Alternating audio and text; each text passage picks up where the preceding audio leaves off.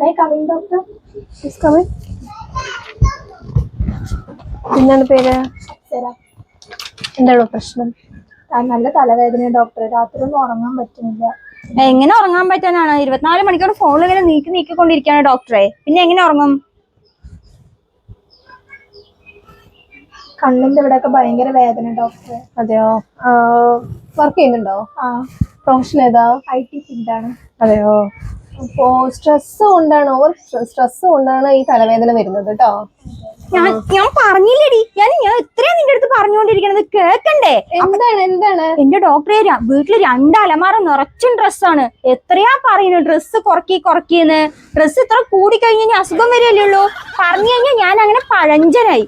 എത്രയാ പറയാ അവളുടെ അടുത്ത്.